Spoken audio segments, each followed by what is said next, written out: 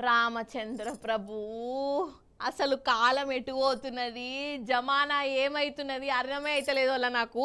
మొన్నటికి మొన్న బెంగళూరులో సాఫ్ట్వేర్ నౌకరీ చేసేటైనే ఇంట ఆమె పెట్టే టార్చర్ తోని వసపడక ఇంట్లోకెళ్ళే వారిపోయిండు ఇక పోలీసులు దొరకబట్టి ఇంట ఆమె కప్ప చెప్తే ఓరి నాయనో నేను జైలు కన్నా పోతా కానీ ఆ ఇంటికి మాత్రం నేను ఓనరా దేవుడా నేను ఆ భార్యతో కాపురం చేయను అని మంకు పట్టి కూర్చున్నాడు అలా యాదుకున్నదా ఇగో ఇప్పుడు ఇంకో పెనిమిటి ఏం చేసిండంటే ఇంట ఆమె పెట్టే ఖర్చులకు జీతం సరిపోక పైసలు ఇచ్చేందుకు చేతులు రాక ఆమెను కిరాయి రౌడీలతో చంపించిండటనోళ్ళ ఇక చెప్పురి కథ ముచ్చటేందో పూరా గరుచుకొని వద్దాం రాండ్రి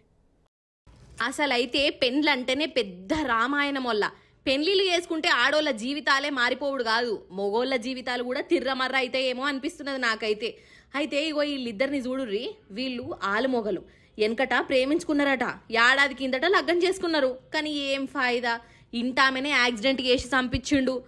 భార్య అనట బాగా ఖర్చు చేస్తుందంట నాకు ఇది కావాలి అది కావాలి ఈ చీర కొని ఆ నగలు కొని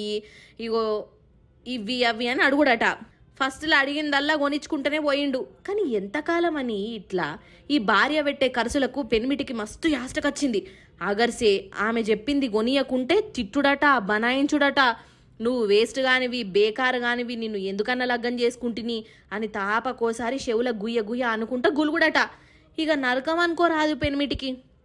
అసలు నా సంపాదన అంతా దీని నెత్తి మీద ఓషుడేంది ఈ ఖర్చులేంది ఈ కథ ఏంది అని పెనిమిటికి దమాకు ఖరాబ్ అయింది ఇక ఈమెను చంపితేనే మనశ్శాంతి ఉంటుందని అనుకున్నాడు 2.5 లక్షలకు ఒక కిరాయి రౌడీగాంతోని సుపారి మాట్లాడుకున్నాడు ఇక వాడు ఆమె కార్లో పోతుంటే టక్కర్ చేసి పారిపోయిండు అందరి యాక్సిడెంటే అనుకున్నారు కానీ పోలీసులు ఎంక్వైరీ చేసేసరికి పెనిమిటే ఆమె పాలిట యముడని తేలింది నేను యముణ్ణి కాదు సారు ఆమెనే నాకు యమున్ లెక్క మారిపోయింది అందుకే ఆమెను పొతం చేసినా అని అన్నాడట ఈ పెనిమిటి చూసిన రానోళ్ళ కాలం ఎట్లా మారిందో అసలు రాను భార్యాభర్తల సంబంధాలు ఏమైతాయో అర్థం కాకుంటున్నది చూస్తూనే ఉన్నారు కదా మీరు కూడా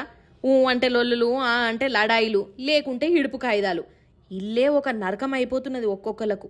ఏం జమానానో ఏం పాడో పాటు